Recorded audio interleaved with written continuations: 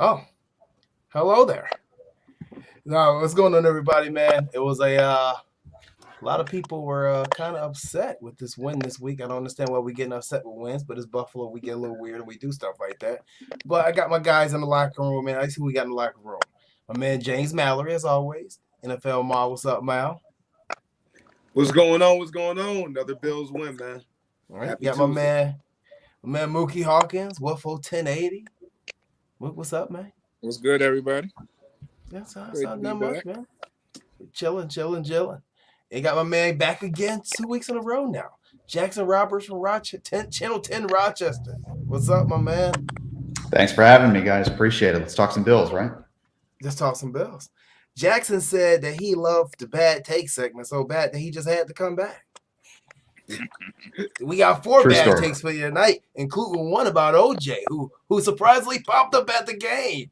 The juice was loose out in Buffalo the weekend, man, and people damn near lost their damn minds. It was crazy. I mean, what else could it have? You got a slow start for the Bills. Fans are going crazy against a horrible Dolphin teams who are just a complete dumpster fire right now. You got Deshaun Watson trade rumors about going to Miami. You got Tua acting all crazy. It's just you got OJ coming to the game. Halloween it was just one big festival in Buffalo this weekend. It's insane. But let's talk about this game just a little bit, and then we're gonna get into our other things. And if you are watching the show, please like, subscribe, and share on any platform that you're watching on. And make sure that you can catch this on Spotify and iTunes and all the other platforms that you like to listen to it in your car or at the gym. If I motivate you like that. Probably don't, but hey, you never know. So the Bills started off slow. A lot of people were panicking. You can tell by the comments and the chats. Bills going to halftime 3-3. This isn't anything new from this team to start. Now, mind you, they are 5-0 under McDermott coming off a bye week. But there's nothing new about them starting slow in the first half after a bye week on the offensive side of the ball. I think people tend to forget that. We normally do that. The defense is outstanding, though. I will give them that. The defense is top-notch this year. And I tip my cap to them. Why the slow start on offense? James, I'm coming to you first, man. I think it's just another overreaction by people, to be honest with you.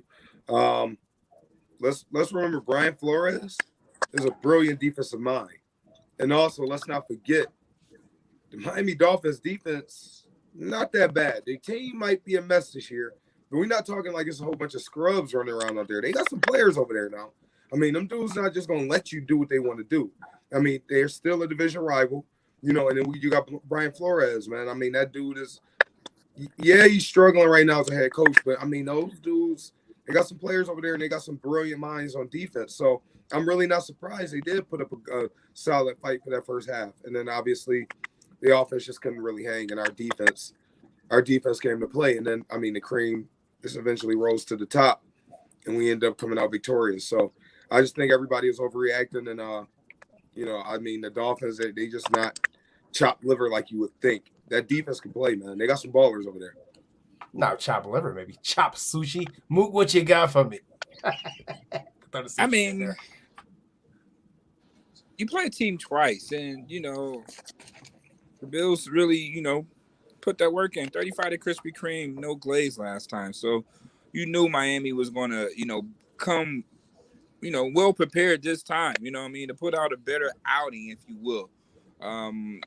So it's going to be tough. Your divisional opponents is always tough, no matter what their record are. And Miami played like that. Um, they did a good job on coming out. I think with a lot of 6-7 DBs kind of confused the look for Josh, and he had to he had to switch protections, and he had to get things right in that first half. But things didn't go too well for the Bills in that first half due to that.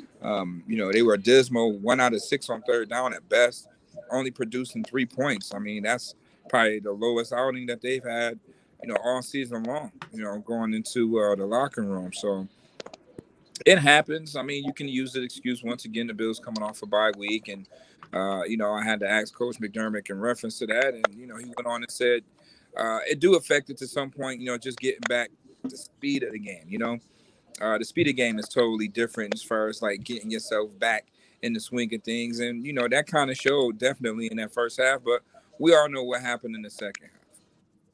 I mean, people get mad at us. The Bengals lost to the Jets. I'm just saying, my man Jackson, not to be confused with Andre Roberts. What you got, man? Not to be confused at all. No, look, I see what you guys are saying. But, at the same time, I was a little surprised. And I say that because Miami, just statistically, they've allowed the 4th most points a game in the NFL. And, your offense kind of stagnant right out of the gate. And it wasn't just, 1 of 6 on third down. It wasn't just 5 third downs. It was just 122 yards of offense. You're right. They turned things around in the second. That was good to see. But I think it's something that you have to fix if you are going to be playing the better teams later in the year, because you might not have the chance to necessarily go in and be only come out of the half with 3 points and still put yourself in a prime position to just take off right after that, which they did. Credit to them. They turned things around and they made the adjustments. But I could totally understand why people were a little bit surprised with that first half. But look, at the end of the day, you mentioned it earlier, they got the win. It's all that matters. And, schedule going forward is pretty easy for the most part. Oh, I mean, easy. We go out to we're gonna go grind one out in Jacksonville this week, hopefully. And then we go on to the Jets, and hopefully Zach Wilson is back and not this Mike White character out there throwing 405 yards. He actually won somebody $125,000 today. The guy bet a $1,000 prop bet that he would be the NFL leading passer, and he won $125K. Congratulations to that guy. Please let me borrow some money and sponsor the show if you like. I put your name on the screen. But no, I mean, I thought that the second half adjustments were great. It was good to see. And like I said, Mookie, to your point, Josh definitely he definitely was confused a little bit by the 6 DBs on 5 and 6 DBs on the field. It's like Miami almost dared them to run the ball, tried to force them to run in the ball. And we're going to talk about Motor tonight too, because Devin Singletary, because I'm starting to get his usage is going down and down. It was not like his usage was high before this game, but the last 3 games, the usage is just increasing. So I want to know, maybe we get some little inside knowledge of what in the world is going on with that. But I thought the Bills' offense played okay in the second half. I didn't expect them to be clicking on all cylinders after a bye week. It's very hard to do. It's very hard to do. But they got the job done. End of the day, I like to see Stephon Diggs got into the end zone. We came back to a play on that post route. The post route we threw to Stephon Diggs that had 0 coverage, right? With the Dolphins blitz, the first half, Josh missed that throw. Same play, missed that throw. And that was when I think they may have called the pass interference on Tommy Sweeney, or on the Dolphins on Tommy Sweeney. Mm-hmm. The second half, he came back and he hit the play to Diggs. I'm happy to see them actually read and react to and come back to that later in the game. Obviously, I think that we can all admit you saw not only within the running game, but also in the passing game, the absence of Dawson Knox. Dawson Knox is a very undervalued run blocker. We can see that today. And then we can also see where Tommy Sweeney's athleticism just was not on the level of Dawson Knox. Anybody got anything on Dawson Knox? Matter of fact, Mal, come to you. What you got on Dawson Knox, and what did you see from the Bills not having from him with him being absent? I mean, once again, athleticism and that threat on third downs. Mookie spoke about it. I think he said it was there's 1-6 at one point in time on third downs, Mookie. I mean, Yeah. Honestly, with just the presence of Dawson Knox, I think that would take it to maybe on a bad day, 3 out of 6. Good day, probably 5 out of 6 times on third down. So, I mean, you can really see the presence of Dawson Knox was missed on Sunday, man. And they got to get him back, man, if they want to really make a run. What you got, Mook? The juggernauts. Absent. Well, I was wondering how they were going to do it. I mean, you can see at times they were, have some play design set for Tommy Sweeney. Even on that touchdown run by Josh Allen, Sweeney basically was his primary target. He had the option to hit it to tight end or basically run. We all know Josh chose to run. He was targeted quite a bit, but I kind of figured that you would see a little bit more out of Gabe Davis due to the fact that when Dawson was out last year, the Bills did, use him as an H-back at times and, use him to block inside. And, he was kind of like that H-back role, being that big receiver. So evidently, he caught a touchdown wide open in the end zone, something that probably would have been slotted for Dawson Knox, if you will. So, I was just wondering how they was going to do that. I think they did a decent enough job trying to do it by committee. And, they just have to build from that, especially this week. We'll have to see how they would replace Dawson Knox. Would it be more Gabe Davis in the mix, or would, Tommy Sweeney be a little bit more comfortable in, in the offense? What you got, Jackson? I mean, I think it's so interesting to finally see Cole Beasley getting as much of the ball as he did this past weekend. I mean, in the 3 games before, he had 110 receiving yards, and he matched that total this past weekend. Allen went to him quite a bit on third down. I think that made a bit of a difference. Saw Stephon Diggs show some flashes. Of course, Gabriel Davis with that touchdown as well. But, I think it's going to be interesting to see how they handle things without Dawson Knox. Fortunately, they have the luxury of playing some not so great defenses, so they can kind of experiment, maybe move, some of these pieces around and, tinker with the offense a little bit. But, I think the Cole Beasley thing is what stuck out to me, just because, he hadn't really been used in the last few games as much. I'd like to get somebody a tidbit. I was with Dawson Knox on Saturday at Batavia Downs, and we asked him how his hand was. He said it's doing fine. Nothing big. Wouldn't expect him to say anything outside of that, but he said that's fine. He had a little bandage on it. Looked like it had a little bit of swelling. That was it. So hopefully he'll be back. I don't think we're going to rush him back for these next 3 games. Wouldn't actually surprise me if he does not play in these next 2 at all, to be completely honest with you. Just make sure his hand is good to go. We should be able to beat both of these teams in the Jets and Jacksonville without him. But once again, I don't want to disrespect NFL talent as well. I think that the fanfare, we got a little spoiled during that stretch after the loss to Pittsburgh where we just blown people out. And I believe the final scores of blowing people out, I think it was like 118 to like 40 or something like that. This is the NFL. This is NFL talent is not to be disrespected. Just because a team is on the bottom or the bottom of a division or the bottom of the league does not mean you're going to blow them up by 50. This is not college football. Mm-hmm. This is not high school football. These guys are here for a reason.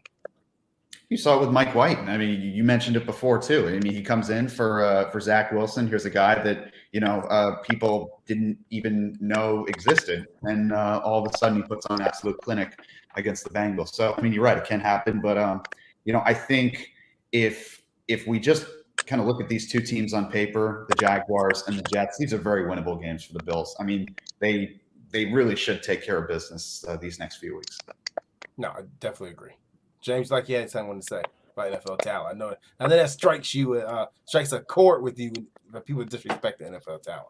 Yeah, it does, because I'll look on Facebook and then And it really gets under my skin when it's people I know that I played football with or against just knocking NFL talent. And when they played, they were boo-boo.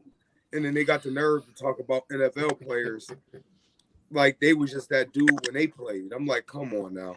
You know, one guy I seen was dogging Patrick Mahomes today, and he was on my team in high school. And, man, listen, I hurt his feelings if I tell how he really was as a player.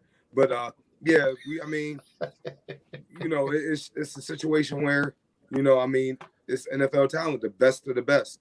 And, you know, a lot of people just kind of disrespect it. You know, these guys are the best in the world at what they do.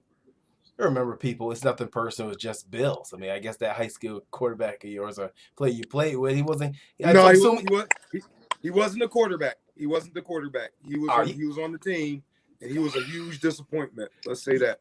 You cannot be a quarterback and then talk about the quarterbacks. You can't do that. Yeah, this dude, he shouldn't talk about no position. He shouldn't talk about football, period. He shouldn't even have a podcast, James says. Jeez, all right. Man, the dude shouldn't. They should deactivate his Facebook garbage as he was. They should put him on Facebook in Facebook jail for 30 days for being so garbage. My goodness. Man. You should have sent that in. You should have sent this tip in for bad takes, man. Why did you do it? That's what it's there for. I should go back to our high school film and send us highlights and get some other low lights and send it to Facebook and say, suspend this account. All right. Well, actually, today was another deadline. It was the NFL trade deadline, and a lot of people were hoping the Bills to make a move. I think most of us didn't really expect the move to come. The most of us on this panel, I think, didn't really expect much to happen. I think I alluded to possibly a small, like, Jacob Hollister for a 7th-round pick type of deal is the only thing I'm like, okay, that could possibly happen. It was a little lit today. It was lit a little bit today. It was. I mean, it was. No avail. Nothing happened, but there was rumored of one deal happening. And actually, I'm going to let my man Jackson, because we talking about it for the show, I'm going to let you have the floor. You talk about that deal that almost happened today. Yeah, there was talk. Nothing became official, but murmurs among those who cover the team that Mitch Trubisky was on the verge of being sent to the Washington football team. Now, it's not known what the Bills would have gotten back in return. We can speculate that, what would have been fair. But it was definitely interesting to read about. And I mean, you know, part of me was thinking that, you know, it's great to have a backup quarterback, especially in the league, and we see it with the Jets right now. But at the end of the day, season's going to essentially rest on what Josh Allen can do leading this offense. I know we had talked before the show about the possibility of them maybe bringing in Cam Newton if that were to happen for a cheap price, because you could get him on the cheap. But, I mean, at the end of the day, it didn't happen, and the Bills are where they are. Continuity wins out. Moot, what you hearing today, man? What you thinking? Yeah, it was the same kind of deal. I mean, I was hoping since that, you know, the Bills were rumored to go after Von Miller, maybe we'd try to bring Khalil back home. But, you know, Khalil back has a little bit more money, you know, as far as cap space, and I don't think that was compatible or ever entertaining to do. Yeah, you definitely hear the Mr. Trubisky's. It was between the Washington football team and, you know, there's rumor that has it that, you know, the New Orleans Saints was interested as well. So it all depends on what the Bills were offering for him. And we all know that the Bills is going to at least ask for a 1st or a 2nd-round pick and check the temperature on those guys to see how desperate they were. And you're right, Jackson. I'm quite sure the Bills already had a backup plan in place if, you know, they were to make that deal to get Cam Newton here. And I'm quite sure that Cam Newton wouldn't have a problem backing up Josh Allen in the time of need. Well, no, I mean, like I said, he's unemployed right now, and you know, it would have been a perfect scenario for that to happen. But James, is there one player that you wanted to bring in today? I know we were talking in our chat earlier. Is there something that you wanted them to do that they just didn't do today for you? It's nothing I really wanted. I mean, I ain't gonna lie, I would have loved the Khalil Mack thing. Oh my goodness. If we could have brought him back to the town, oh my goodness, that would have been crazy. I would have been willing to give up a 2nd and AJ Epineza for him, like in a heartbeat. Oh man, that would have really set our defense off. I mean, I'm getting excited thinking about that. But I honestly thought if it was gonna be somebody we traded for, I thought it would have been maybe a wide receiver or a pop running back, a running back that can really be a home run hitter. Because I just think Dable. We'll get more into it. I just don't think Dable care for Singletary very much. So I thought that a running back may be in play or a wide receiver. And if you guys are looking, I got my shirt on. This is a Motor Singletary shirt, mate. Brand new and not even released yet from Buffalo. My guy Buffalo Wack, he gave it to me Saturday. So I got to show my support for Motor. I'm going to start protesting pretty soon. And start using it. Well, hey, Jackson, is there a player that you wanted the Bills to get today? Anybody in particular? You say, maybe get this position. Because I have a trade in mind. You know, not really. I mean, I started to think about what they might be able to do after hearing the news about John Feliciano, the offensive lineman, which, in case we're not aware, he's out day-to-day with a calf sprain. No real timetable on his return. Would have been interesting to see how that changed the complexity and maybe if that changed the Bills' approach to the deadline. But, I'll be honest with you. Most of their competitors, the Ravens, the Browns, they really didn't do much. So as it stands right now, I think the Bills still have the best roster, at least among their competitors in the AFC. So, I think the talent's there. And for the fourth year straight, one of the healthiest, if not the healthiest roster as well. So shout out to that training staff. Mook, anybody you wanted the Bills in particular, any positions you thought that we should have bolstered a little bit at this deadline? Not really, like Jackson said. Who had any type of trade value? I mean, if you were to bring a guy like Khalil Mack in, you would have to probably give up. I wouldn't want to give up Espinoza though. I would probably package up Boogie Bash from Addison. You probably will have to throw Espinoza in there, maybe to sweeten the deal or something like that. But I think the Bills do a good job on drafting and develop what they draft. They do a good job of developing what they have, but sometimes they do need, a few extra pieces. It's not to the point where you would have to trade so much to make that big splash trade. It wasn't nothing really splashy. It was, little puddles out there, no really big splashes. And, so me personally, running back, you got Todd Gurley in free agency. You go out there and get that guy. I mean, I think the Bills' run game is just we don't have the type of linemen, to run a zone scheme, and it's just that's really the main eyesore of the Bills. Period, is the run game, not the defense, not Josh Allen in the passing game. It's the run game. That's really an eyesore, and I don't think the Bills are going to probably trade for a running back due to the fact because you just drafted Moss, you drafted Singletary before Moss. So they got to figure that out, what they're going to do as far as run game. We don't have an athletic line to run zone.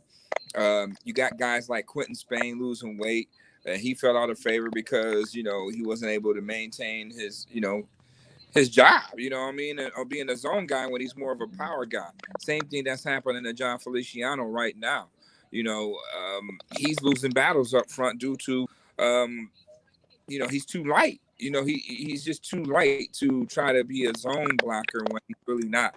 And that's what we got to get to grips with. Once we can get to grips with what we have, as an offensive line, then the run game, you'll see more efficiency in the run game once they start doing better play design for those needs. So I don't think we're zone run team because we don't have athleticism up front all the way. We those guys are solid, but they're not athletic from tackle to tackle to make zone read work. Just get a guy like Zach Moss downhill. Get a guy like Devin Singletary in open space. They did a sweep the first play of the game for him. He got 8 yards. Didn't see that play again. So they got to figure that out on how to be more efficient in the run game without using your quarterback on 18 sweeps. Totally agree, man. I can't. I know Major Cole says, put that bug in Beane's ear to get Marquette King a call. Hag's not it. I mean, it's funny to talk about Marquette. I talked to Marquette last week. Because people don't know me and Marquette King are really close, childhood friends, and he'd be willing to come to Buffalo. I think he's worth the workout, and he's fully healthy. And I think that that is one of those, as James always calls it, those Tuesday lists, man. Marquette should be called for that Tuesday list. Hold on, is that Major Cole another CCSU alum? I'm not sure. Major Cole played football at CCSU. Major Cole, are you a CCSU alum? Yes, he is. Yeah, of course. Turner Carroll. TC Turner Carroll alum too, huh? Turner Carroll, CCSU. Okay, well, I'm Turner Carroll, you CCSU, so he's part of both our families then, see? Venn diagram, take it back to 8th grade for you. Maybe even 6th grade with a Venn diagram, just saying. No, there was one move that I suggested for the Bills to make. And this was a swap of possibly Jerry Hughes to the Saints for Bradley Roby. It wasn't a major move, but it was a move that I thought Bradley Roby could have came in.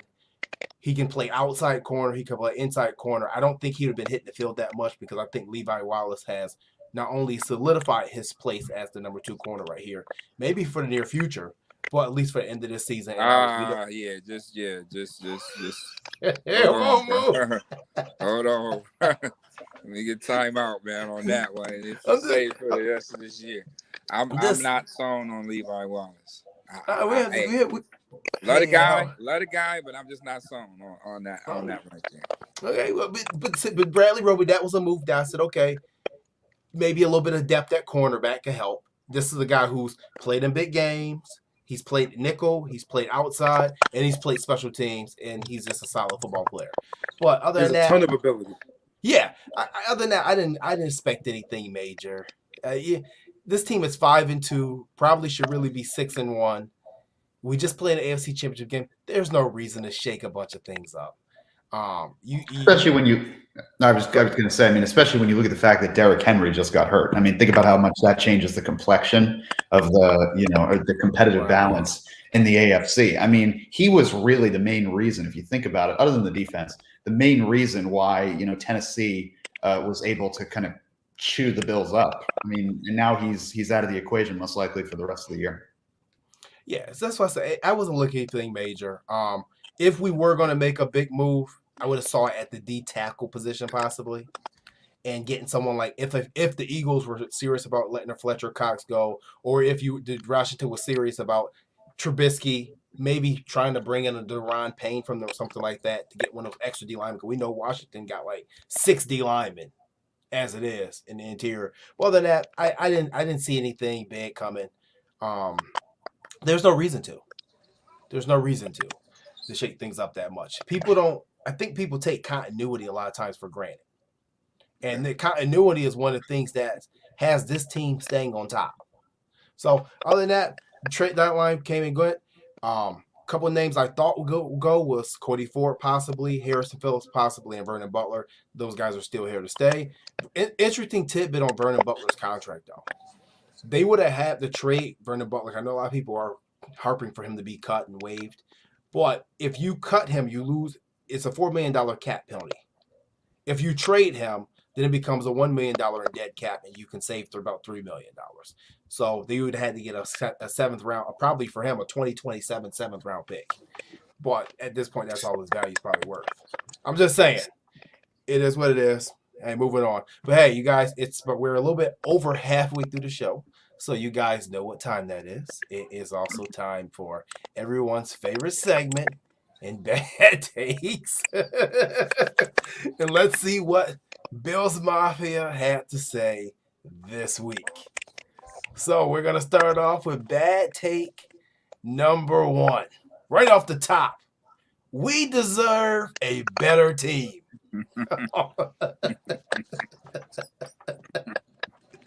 Team's only 5-2.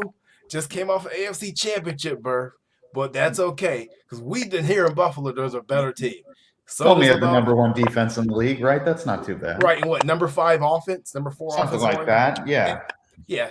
We definitely deserve a lot better here in Buffalo. Was that a photo? Was that a Photoshop tweet from somebody from Detroit? No. This is all from all Buffalo Bills pages. This was at halftime. So some of these takes are from halftime. So I want to get where we got a better team after the half. After that, I wanted to get the ones that didn't age well. And the guy didn't apologize either. I checked. So bad take number 2 is I know the hate will follow, but this is not a championship quality team. I don't know what you. Premeditated. Yeah, premeditated. And this was post game. Ugh. This wasn't even halftime. This was post game. All right. Bad take number 3. This comes from an angry mom at Josh Allen waving. Okay. I did not recognize Josh Allen today. I have always admired his respectful demeanor. I was surprised to see a dark side of Josh waving bye-bye to a Miami defensive player. Come on! He is supposed to be a role model for his team. That was disrespectful and demeaning. Shame on you, Josh, for waving bye-bye to 300-pounder trying to kill you all game. You know, Brian Cox once gave all Bills Mafia the finger. But same on you for waving bye-bye. Okay? And last and final take, James. Drum roll, please. Escort OJ out and maybe things will turn around. Oh my God. You knew we couldn't get out of here without an OJ take, man. Get OJ out of here. They said OJ was the bad luck charm in the building. Oh, I gotta say, man, one thing about OJ, man, he knows how to rile people up. And you know, I was wondering when he was roaming around Buffalo, and I saw him in the picture with my man Bando at the casino on Friday night. I said, OJ's in town. Then I seen him Saturday at a restaurant, and I'm like, oh, he's still in town. Maybe he's not passing through. Then I said, no way he goes to the game. And then boom, he's in the press box. I don't know who press box he got in, or who let him in, but somebody did. But I will say this, man, for all the Bills fans that are saying that the Pagula should have kicked him out, I'm not going to get to the crimes and things as such. I'm not going to touch that. But the Pagulas, we know that they don't care for OJ Simpson. They already showed that by giving his jersey number to Norris Perry. Okay, they showed just how much they care for him. And we know how much Kim Pagula is against domestic violence. It would have been a horrible PR move for OJ to come to the stadium and then escort him out. It's not something you can do. It's very, very bad PR. Okay, so they did what they could do. They didn't really honor him. They didn't even say he was there. He put his own video on Twitter and said he was there and was shaking hands to the press box. So, I mean, I don't know. I just thought it was crazy. It was a Halloween, man. It is what it is. Yeah, Juices lose. The Bills ain't have anything to do with that though. But you best believe it. Yeah, they flew OJ in, and and he stayed in his suite. The guy whose suite it is, I'm not going to displace his name, but right. He flew OJ up for the weekend, and he partied in his suite. That's it. That's it. Yeah. That's it. He was a paying customer, technically. Was what he was. Yeah, the Bills was not gonna, they wasn't gonna do anything like say you can't come in or anything like that. But hey, OJ know protocol. He ain't crazy now. He know protocol. He know how to act. When he's in that building. I mean, his name is still, on the Wall of Fame. You know what I mean? So, he know how to have some respect, and he did that. It was good to see the fans embrace that. I mean, I mean, if we're just talking about sports and what he's done as a sports figure, I have no problem with that. I have no problem with that. Him being embraced with the fans and him having fun. We need to see that out of our legends. That's what they are. So we're really big on having a legends community in Buffalo, and I know my man Jeremy Kelly over there does a hell of a job of running it over there, and he's still a legend. I mean, that's just what it is. He's no matter what, you can't take what he's done for this city. And when Buffalo absolutely had nothing, and I say mean nothing, he carried this franchise on his back. So, like I said, there's no such thing as we're not honoring him, we're not praising him, we're just not disowning him. It is what it is. If you feel that way, you gotta do what you gotta do. I can't knock how you feel.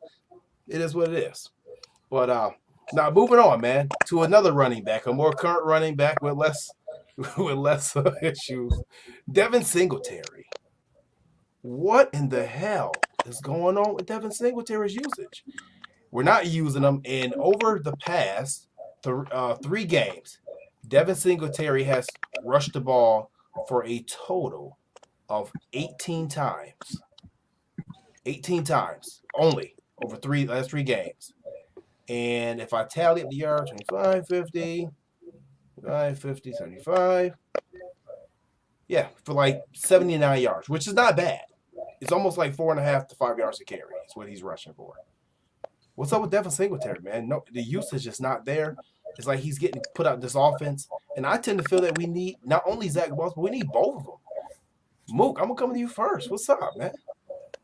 I told you last year that, he schemed out of the system last year. Devin Singletary was a power runner, and, he was brought in to basically take over for Frank Gore.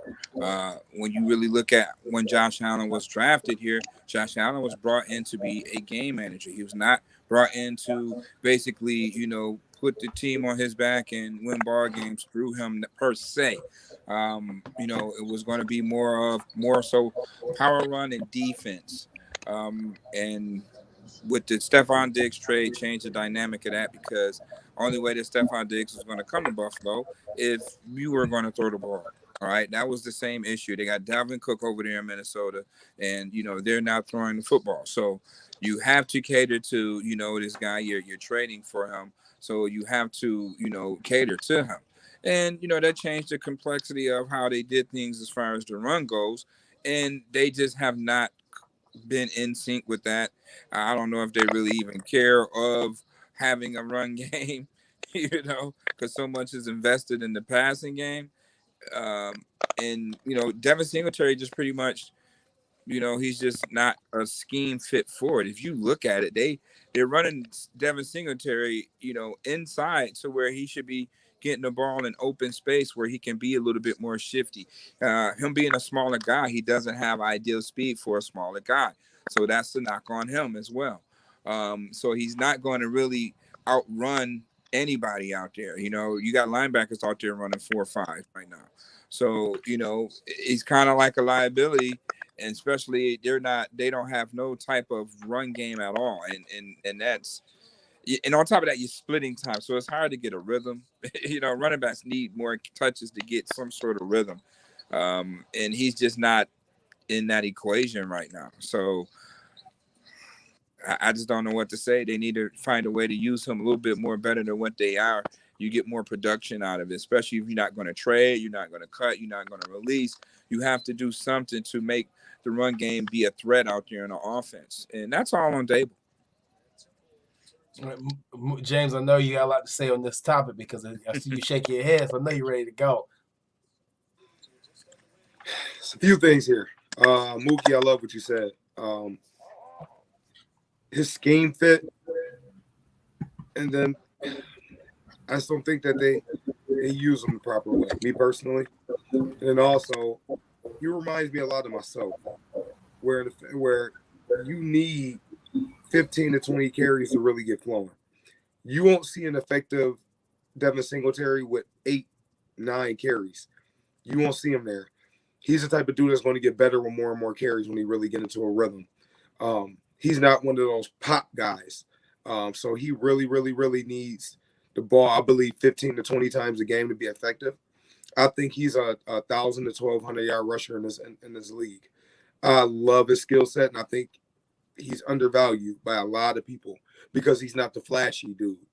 And he's a problem. To me, he's a problem. When you average that many yards a carry in the NFL, you're special. It's not easy to average 5 yards a carry in the NFL.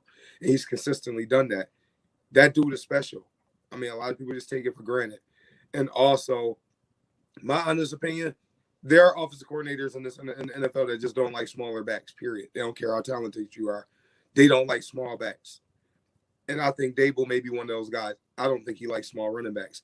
I've heard it out of coaches' mouths. They do not like smaller running backs, period. That's just what it is. And I'm not saying I know that that's the case with Dable, but it could be. There are running back or offensive coordinators who don't care for smaller running backs. They rather have the bigger guys. And that's just a fact. I think it's very interesting because, some of the people in the comments have made some good points too about the run game being very predictable. And it has been for, a couple games this year. And to Mookie's point earlier, which is so true, the passing game has worked. And if it ain't broke, don't fix it. I think that's really just a simple explanation. I mean, what really becomes interesting is if things change so drastically with Dawson Knox out, where they start to maybe, use more of the run game, or if they just, use some other targets on the wide receiving core. But I mean, yeah, the run game, it has been a little bit of an issue. But I think, thankfully the passing game has been, one of the best in the league. Yeah, like I said, I've been the biggest Devin Singletary supporter since he came into the league. I thought he was a dynamic back. I still think he's a dynamic back, and I tend to side with James on this, that he's undervalued, and I think now he's becoming underutilized. And as much as I love Zach Moss, and like I say, Zach Moss is my guy. That's my guy. There's room for both of them in this offense. This running game needs both of them because they're two different type of players. And at the end of the day, Zach's going to protect the football. Zach's going to get some tough extra yards, and Zach's going to run block. And as we've been seeing the last couple of games, he's going to catch the ball at the backfield and make plays with it. But Devin Singletary, me, is a chunk yard guy. Yeah, he's going to be frustrating at times. There's going to be about 4 or 5 carries in a row at times where he's going to get 1 yard, 2 yards, maybe even 3. But then that fifth or sixth carry, he's going to bust one for 15.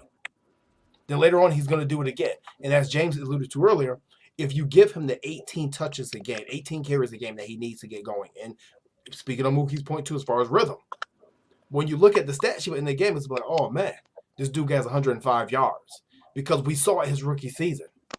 And I think that was the only point in time where we really, really fed him the ball. And I don't understand why we didn't go against it, but to me, it baffles me. It completely baffles me. And I just think that he could be better utilized in this offense and we can get more out of him. But it is what it is. At the end of the day, it's probably not going to matter because we're going to come out here and we're going to throw the ball 45 times a game if we want to. That's ultimately what the goal is. We're going to throw this ball around the yard about 35 to 40 times if possible. And if we have enough offensive plays, it'll be 45. So it's not going to matter. But, I mean, it is what it is, I guess. Yeah, I mean, again, if it ain't broke, don't fix it. And when you have a generational talent and, the QB who finished, if not for Patrick Mahomes last year, would have won the MVP, use him. And if he could, here's another thing too, he can run the ball very well. So I think that's factored in to this a little bit. And, the lack of usage by the running backs. I think at the end of the day, if you have Josh Allen as your quarterback, you're going to be a pass-first offense, and you have the weapons that he does, and it's really worked out for the Bills. Yeah, it has. I mean, we can't complain. We went to 20 years of quarterback hell just about. So to have a quarterback that can actually, we're confident enough to throw the ball 45 times in a game where we're not trailing by 15 to 20 points, it's cool. I'll take it. Mook? Yeah, but look at it. I mean, we're a running back team when you look at it. We have Devin Singletary ran for 106 yards 2 years ago. He has not rushed. It has not been a 100-yard rusher since then. All right, okay, of course, Shady McCoy. So it hasn't been really solid at that position since Shady McCoy. And then you look at the long list of running backs the Bills have had: C.J. Spiller, Willis McGahee, Travis Henry, Fred Jackson. I mean, that list goes on and on. Marshawn Lynch. I mean, then we get Singletary, we get Zach Moss, and we're not running the ball. We run the ball. We have balance. I mean, we had Thurman Thomas and a Jim Kelly. So it can happen. We're just not giving it enough attention that it needs. And you got to have some sort of run game. Or guess what? Teams are going to be playing you in cover 2 shell and dropping 7 guys back in coverage, and mostly of those will be DBs. And guess what? We're still not going to run the football. We're going to force feed it down the field or in a tight window at a bad time in a bad situation, and that's all she wrote again. You know, and how do we get better when we don't keep teams off balance with balance? You know, it just, some guys they get paid all the big bucks. I tell you that much. You know, but we got to have some sort of run game. Run sets up past where I'm from. I'm old school, so I mean, I think Josh should still be able. If we had an efficient run game, Josh would be able to throw for 5,000 yards with ease because now you can't. You can't lack off. You're going to have to start bringing those guys down out of the box. You're going to have to pick your poison. Bill's just going to have to guess right when Stephon Diggs is singled up, how to dial it up. But, your offense, Dable should be dictating the game a little bit more than he should. That's just me personally. He should be dictating the game a little bit more than he should with the weapons that he do have. And, we're just content on being in the empty and hopefully things work out. But when they don't, when Stephon Diggs are getting, lower targets and he's not getting the ball, then, that's going to lead to other things. Instead of trying to compensate that with a run game, so that'll get everybody involved. I think a solid run game will get everybody involved, and that's right now it's just not happening. And I want to see it. I know Bills fans want to see it. What in the hell is going on with this run game? Yeah, I mean it's starting to get ugly, and the games that we're gonna at some point we're gonna hit games with rain and bad weather. We're gonna hit games with injuries. We're gonna hit a lot of different games, and when that happens, it's gonna be pretty scary. I take it back to 2 games back to back a couple years ago versus the Eagles and the Browns, where we could run the ball effectively, we chose not to, and we're throwing the ball out there and winning rain, and we can't do anything. But either here or there, we'll see if his usage goes up. I mean, people called me and James crazy in the offseason, right? When we said if this is the game plan, and this is nothing against Singletary or Moss, but if this is going to be the game plan, then draft Travis Etienne in the first round.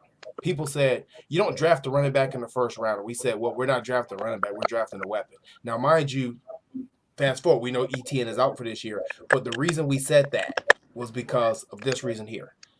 A conflict of interest within your offensive game plan and with your running backs. So give me a running back that if I'm uncomfortable running the ball 7 times, then give me a running back who I can throw the ball out the backfield 10 times in. Give me an Austin Eckler type if that's the case then. Because what we're doing, this isn't going to work. Once again, we got Matt Breida. He's TJ Yeldon. As I said he would be. He's TJ Yeldon. It's no surprise there. He's inactive every week. People, when you got him, Breida's home right there. He's never going to see the field. Yeah, that's $2 million we could be used somewhere else. Yeah. Once again. So it is what it is. But hey, we do have to carry 7 safeties and like 11 defensive linemen on each week. But hey, it is what it is. We don't need 3 running backs. And that's my other thing too. You always hear people say, hey, we're going to go with the hot hand at running backs, what they say, right? Well, most teams that go with the hot hand at running backs actually have 3 actual running backs active on game day. Because a hot hand is normally at 2. It's usually 3. 2 is a rotation. And we ain't rotating one of them. But the thing is, Tywan Jones is just so nasty on special teams. You can't not have him up. So you got to sacrifice a position. Him and Saran Neal is the best gunner combination maybe in NFL history. So them 2 dudes, you got to have that extra DB up, and you got to have that one running back spot locked down for him. Them dudes, man, if you just watch them, if you enjoy good football, man, special teams football, them 2 dudes, it's a beautiful thing to watch every Sunday, man. No, I'm fine with having Tywan Jones up. I have no issue having Tywan up. I'm okay with carrying 4 running backs on a game day roster. But what I'm saying is if we're going to go with the hot hand, I'd rather have Singletary, Moss, and Breida all active on game day. I'm not getting any usage out of these 7 D linemen that we're using. I'm sorry. I can't advocate at this point, and I don't care what defensive scheme you're running or what team you're playing, I can't advocate Vernon Butler being active over Matt Breida at this point. Yeah, I don't know. You just got to do some more creative things with them, I think, personally. 20 personnel, They're just not creative. They're so predictable on the run. When the Bills are running, obviously, and the Bills are still not moving the ball in short yard situations. I mean, they stunk up the field again in short yard situations. So that's a problem. You can't get a yard again, and that's an issue. We doing delayed draws to Josh Allen on 3rd and 9. Like some of the play calling is definitely being Yeah, questioned. You know what I mean? yeah. Like That's an OC problem. Yeah. you know, yeah. So he got to figure that one out. It can't be. I know his love and his affection for Josh, but you got to balance this thing out. You got to get your running backs involved, or they're not. It's just not going to be well. What did that does for their confidence going into the playoffs? And on a short yard situation, we running the quarterback and we still not getting the first down, or it's just like what is going on in a running situation when you're supposed to win your battle. We're not winning those battles, due to the fact that we probably don't run the ball, and it's no, like you said, the continuity word again, it always pops up, because nothing's really repped out. I got to start going to practice, and I could really see it myself. I know Jackson, he be there, whenever he can, but it's some you can see the plays, the run plays. You can see that they're just not really repped out because somebody is always missing some sort of assignment. When it comes to run blocking, in the run game, it's not crisp. It's not well executed. You know what I mean? Like it's always something. It's always some sort of interference on where they're not executing the run efficiently. So, that goes with practice. And if it's not being repped out in practice, it's definitely showing in the games. But it's something they definitely got to work on. Anything to add, Jackson, before we get ready to take off and close here? Yeah, I mean, to Mookie's point, I think it'll be interesting to see how they handle this going forward. I think the offensive line plays a role. Feliciano's out, and it seems like they've been playing with a bit of a makeshift rotation. There hasn't been that consistency through these first 7 games for the Bills at that, that's at that part of the field. So maybe, once they kind of get that ironed out, and it looks like in practice they move some guys around, and of course injuries play a role in that. I think you might start to see a running game come together more. But again, I'll go back to it. When you have Josh Allen and you have as many weapons as he had, and you have more than you did a few years ago, and it's worked for you, you're gonna stick to it. And I'll say this stat line, one more, his entire stat line before we take off here. Devin Singletary so far this season has 67 carries for 339 yards. That's an average of 5.1 yards a carry, and he's averaging only 9.6 yards a carry, along with 14 receptions. That seems like that's a guy that should be touching the ball more, that's making plays. You can tell me you can say what you want to say about Devin Singletary, but you can't argue with the numbers. The number said this guy deserves the ball more. I'm just saying. So we'll see what happens moving forward. They change it around. But hey, I want to thank my guys for checking in with me tonight and coming into the locker room. My guy Jay Mal, as always. Tough loss for the Vets this week, man, in the championship game. Yeah, that's all right though, because the kids fought hard and get it back next year. And you got the banquet with December 18th up there. Yeah, so our banquet will be December 11th. We did have a tough weekend. Hats off. Much respect to Cheektowaga. They played a heck of a game. They deserve to win. Always respect, man. Win with class, lose with class, man. And I give credit where credit's due. They did a heck of a job from the coaching staff to the players, man, and they deserve to win. I'll tell you one thing. We will be back next year. Coach, man, I'm strap this helmet. I'm ready to go. Yeah, December 11th as our annual Buffalo Vets banquet, our 60th banquet, 60th year of the Buffalo Vets. So we'll have that, and we'll have some fun and celebrate a successful season for all 4 of our teams and our cheerleaders. All right, thanks, man. Mookie Hawkins, what's up, man? I just hope they just run the ball down here in Jacksonville. Don't try to get too cute and, like you said, this could easily be a trap game because you're looking at the records. Jacksonville don't have nothing to lose. James Robinson, he's dealing with a bad heel. So, we can't afford just to be experimenting and then, okay, turn it on when we're supposed to turn it on. You bet not have that attitude going into Jacksonville or, going into the Jets because you got to weather the storm going into the third quarter. The season where the Bills will play Indianapolis, then New Orleans, then New England, then Tampa Bay. So these next 2 games is prepping them for the next 4 games. And hopefully we can see something, what's our bread and butter? Like, I don't see a bread and butter play, offensively for the Bills. The run game just has to get better. Force feed the run game. If you want to experiment with something down in Jacksonville, experiment with the run game, please. I just want to see, a more. I think it'll just be a boost of confidence for not only the offensive line, but especially the running backs. Because they're pass blocking 40 times a game. Like, then you want to run the ball when they're dead ass tired. They ain't got no win because they've been pass blocking and Josh running around and all that stuff plays a factor in it too. When calling plays, so it just got to stop with the sporadic play calling too. Sometimes we just all over the place with certain calls. It is what it is. Take what they give you. They were playing zero coverage all game long. I didn't understand why we didn't have any type of rub route concepts or any type of mesh routes where, guys are crossing under, to tire those guys out. They're playing man. You know what I mean? So I sit back and I be like, what's going on? Like, I could easily, from where I'm sitting, Coach Dable is sitting probably somewhere in seeing the same thing I'm seeing. But I just don't see those adjustments.